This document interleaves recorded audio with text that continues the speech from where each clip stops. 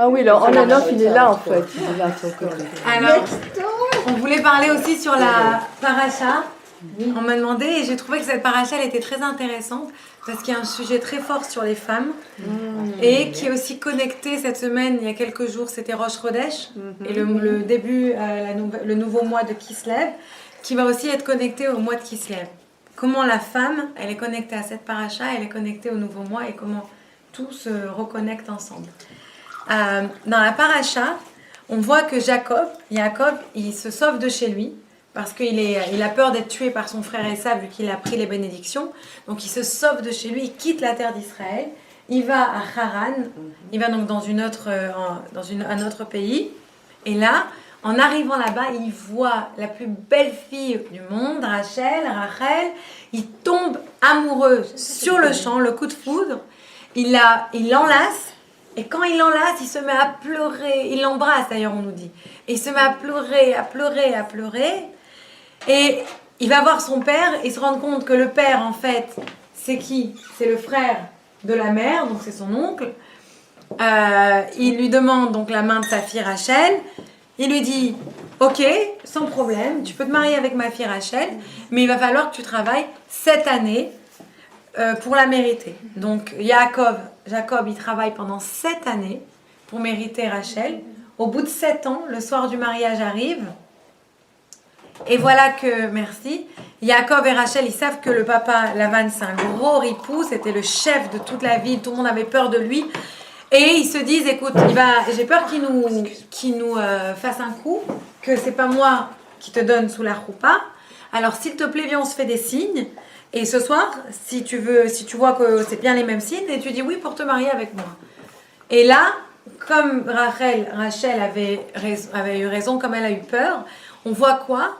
On voit que Lavan, le père, il décide d'envoyer la sœur à la place. Il décide de marier Léa, l'aînée, à la place. Et quand on parle de Rachel et de Léa, des deux, on décrit avec une phrase assez bizarre. On dit que Rachel, elle était magnifique, elle était belle et elle avait vraiment une belle tenue. Elle était vraiment magnifique comme femme. Et sur Léa, on dit qu'elle avait les yeux tendres. Elle était moche. Elle est gentille. Alors Léa, elle a les yeux tendres et Rachel, elle était belle, elle était une belle tenue, elle donnait bien et bla. Bon, on continue. Le soir du mariage arrive, Rachel, elle a tellement de peine, que sa sœur, elle va se marier avec son mari, mais en même temps, elle a encore plus de peine que sa sœur, elle est très très honte devant tout le monde. Alors elle donne tous les signes à sa sœur.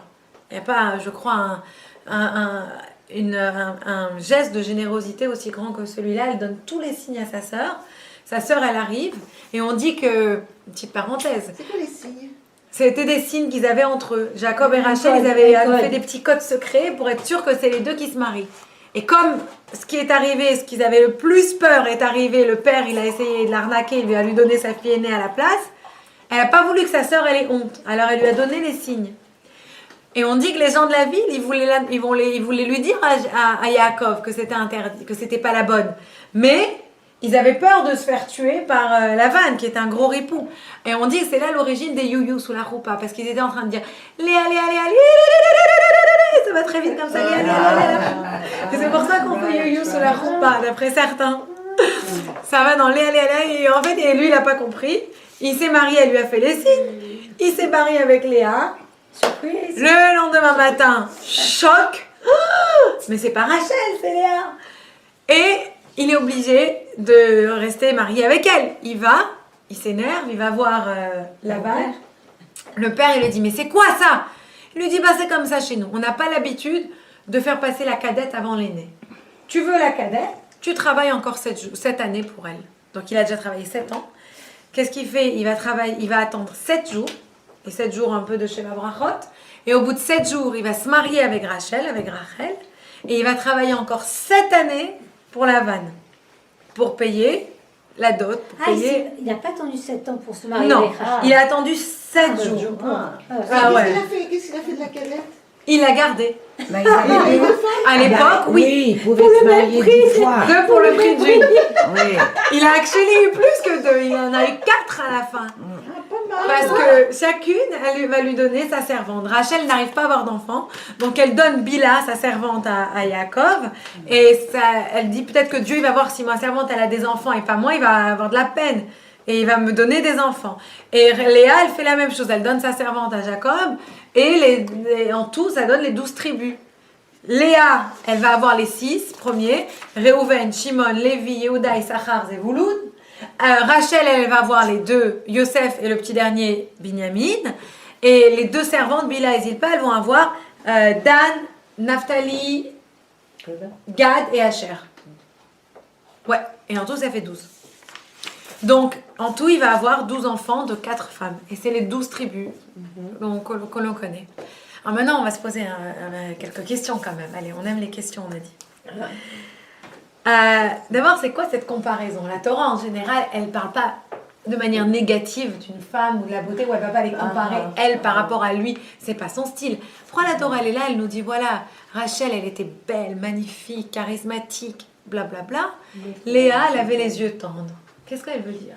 Alors, Rashi, il nous explique une histoire. Il nous raconte une histoire. Rashi, c'était un rabbin qui a vécu d'ailleurs au Moyen-Âge. Comment il a commenté la Torah. Et Rashi, il explique sur ça que Léa, quand on dit elle a les yeux tendres, ce qu'on essaye de dire ici, c'est qu'en fait, elle avait plus de cils dans ses yeux. Elle avait perdu tous ses cils. Il n'y avait pas la tisse à l'époque. Comment elle a perdu tous les cils? En pleurant. Elle a pleuré. Pourquoi elle a pleuré? Qu'est-ce qui lui a fait pleurer à tel point d'en perdre ses cils? C'est on lui avait dit depuis le départ, depuis longtemps, que comme elle était l'aînée, elle allait se marier avec Esav. Et comme Rachel était la cadette, elle allait se marier avec Jacob. Et elle avait tellement peur, c'était une fille sainte, c'était vraiment une bonne fille, Léa. Oui, et elle avait tellement pas envie, tellement de chagrin, de peine, qu'elle voulait pas se marier avec Esav, qu'elle s'est mise à prier Dieu. Et à travers sa prière, elle pleurait, à tel point qu'elle en a perdu tous ses cils. Donc quand on fait ici une comparaison, on dit qu'elle avait les yeux tendres, c'est pas négatif. On fait ici un compliment. Que Léa, elle a tellement prié du fond du cœur qu'elle a réussi à changer sa destinée. Elle devait se marier avec Esav et finalement, elle a réussi, elle s'est mariée avec Jacob. Pourquoi elle ne voulait pas se marier avec Esav? C'est un gros sauvage. Il était tueur, il kidnappait les femmes, il les violait. C'était le Qui avait décidé qu'elle devait se marier avec lui alors? C'était compris entre les familles, l'aîné avec l'aîné, la cadette. Elle savait qu'elle se marierait avec lui. Et elle a réussi donc à changer sa vie. Donc on voit ici, déjà, une des premières femmes qui arrive à changer sa destinée carrément par le pouvoir de quoi? Le pouvoir de la prière. Par le pouvoir de la tefila, de la prière. Donc on revient à cette tefila dont on a parlé au début du cours. Elle a prié jour et nuit pour que Dieu y change la vie. Et tellement sa prière elle a été profonde que Dieu l'a acceptée et il lui a changé sa destinée. Et le Admour Azaken, qui était un grand rabbin, il explique que l'âme de Rachel et l'âme de Léa, elles venaient de 2 mondes différents, de 2 mondes spirituels différents. L'âme de Léa, elle vient du monde de la pensée. L'âme de Rachel, elle vient du monde de la parole. Léa, c'était une femme qui adorait méditer. C'était quelqu'un qui était très réservé. Introverti. Exactement. Je ne sais pas comment dire. Introverti, merci. Là, j'allais dire introspective. Oh my God. Ok, donc c'était celle qui était toujours en train de méditer. Pourquoi elle méditait? Parce que grâce à sa méditation, elle arrivait à mieux se connecter à Dieu. Elle connectait donc son âme à Dieu et donc elle arrivait à prier de manière beaucoup plus profonde, beaucoup plus sincère. Rachel, elle se connectait à Dieu d'une autre manière. Elle se connectait à Dieu comment? En éclairant autour d'elle. Elle brillait par son charisme, par sa personnalité. Elle, c'est comme ça qu'elle se connectait à tout le monde autour d'elle. Elle se connectait vraiment à tout le monde. On dit que la valeur numérique de Rachel... Oh, merci, non, bien loin de moi. La valeur numérique de Rachel, c'est quoi? La valeur numérique du mot Rachel. Si on prend la valeur numérique de chaque lettre, allez, un petit... 238. Excellent, 238. Wow. Maintenant, donne-moi la valeur numérique de Vaïhi, or. Et la lumière fut. 238. 238, ah, t'es fort! Comment t'as deviné? Oui, exactement. La valeur numérique du mot Rachel en hébreu, et la valeur numérique de la phrase Vayehi or, quand Dieu il a mis la lumière dans le monde, ça a la même valeur numérique. Quelle est l'idée derrière cette comparaison, c'est que et c'est vraiment ça, quand Rachel, elle rentrait quelque part, elle l'illuminait. Elle rentrait, il y avait une aura qui rentrait avec elle. Elle était très, très, très charismatique. Et elle arrivait à mieux se connecter comme ça aux gens. Et grâce à cette connexion, elle arrivait à mieux se connecter donc au Créateur. Donc on voit que les deux, Rachel et Léa, elles avaient chacune leur manière, si vous voulez, de changer le monde. Une par sa méditation, par sa connexion profonde intérieure à Dieu, et l'autre par, au contraire, aller vers le public, transformer le monde, mais en illuminant, en allant vers l'extérieur. Et grâce à ça, on peut essayer d'expliquer un petit peu plus la réaction extrême de Jacob quand il a vu Rachel. Ok, il a eu le coup de foudre, mais après il l'embrasse. Et il pleure. Pourquoi il a pleuré? On dit qu'au moment où il l'a enlacé, il l'a embrassé, il a eu une prophétie. Il a senti tout de suite que c'était elle, son âme sœur. C'était l'âme sœur de Jacob, Rachel. Et il a vu au même moment que ça allait être l'épouse parfaite, la mère parfaite de ses enfants. C'était vraiment la femme parfaite qu'il lui fallait. Et sa prophétie, elle continue, et il voit qu'il n'est pas enterré avec elle. Et il ne comprend pas là. Il dit, c'est pas possible. Si c'est tellement parfait, ils doivent être enterrés ensemble, ils doivent être parfaits jusqu'à la mort, parce que les ancêtres, les patriarches, à l'époque, ils étaient enterrés tous ensemble. Mais il voit que lui, il n'est pas enterré avec elle. Lui, il va être enterré avec Léa, justement, et Rachel, elle va mourir en dehors d'Israël, à l'époque, Bethléem, c'était à l'époque, et elle ne va pas rentrer, elle ne va pas revenir à la maison comme tout le monde, elle va mourir en donnant naissance à son Benjamin, à son petit dernier, Benjamin. Elle ne va pas rentrer en Israël. Et donc, il pleure à cause de ça, parce qu'il ne comprend pas qu'est-ce qui se passe. Pourquoi elle ne peut pas rentrer? Qu'est-ce qui manque? Ce qu'il n'avait pas encore compris, c'est que justement, pour donner naissance au peuple juif, pour donner naissance aux 12 tribus qui étaient parfaites, il avait besoin des deux éléments. Il avait besoin de Rachel, mais il avait aussi besoin de Léa. En fait, quand il s'est marié avec les deux, ce n'était pas juste marié, comme aujourd'hui on se marie parce qu'on aime. À l'époque, il se mariait aussi parce qu'avec chacune, si vous voulez, il y avait un travail à faire dans ce monde-là. Et à l'époque, on dit qu'un homme, il pouvait rendre heureuse plusieurs femmes. Depuis longtemps, on a réalisé que non. Déjà qu'ils arrivent à en faire une heureuse. Oui. Et on est bon. Mais oui, donc depuis, il y a un kherem. Maintenant, c'est vraiment une interdiction de se marier avec plus qu'une femme. Mais à l'époque, c'était ça l'idée. Quand il s'est marié avec plusieurs femmes, c'était pas juste pour avoir des concubines, c'était pas juste un plaisir du corps, c'était vraiment spirituel. C'était pour faire un travail, changer le monde avec elle. Et donc, pourquoi il a besoin de Léa? Qu'est-ce que chacune va emmener? C'est justement ça. Rachel, c'est celle qui reste dehors, celle qui reste en exil avec nous. Quand le peuple juif est en exil, il a besoin de quelqu'un comme Rachel. Quand on est en exil, on a besoin on est dans l'obscurité. On a besoin d'illuminer le monde. On a besoin d'une Rachel. On a besoin d'avoir cette force-là, d'aller dans le noir, d'aller dans l'obscurité et d'emmener la lumière avec nous. Léa, elle est enterrée où? En Israël. Elle fait partie d'Israël. Pourquoi? Parce qu'elle, c'est plus le temps de l'étude, le temps de l'introspection, le temps de la méditation. Maintenant, pour réussir, on a besoin bien sûr des deux. Et on voit que dans les enfants, on a les deux, dans leurs enfants à elle. Léa, ses enfants, ils faisaient quoi? Ils étaient tous des bergers, tous les enfants de Léa. Pourquoi? C'est la même idée. Le berger, il peut monter dans les pâturages là-haut, méditer, penser, réfléchir, etc. Se connecter de cette manière. Rachel, elle a eu qui comme enfant? Joseph, le prince d'Égypte, Yosef. Qu'est-ce qu'il a fait? Il a emmené vraiment la lumière des Hébreux en Égypte. Il a réussi à tous les sauver. Il a réussi à les sortir tous de la famine, etc.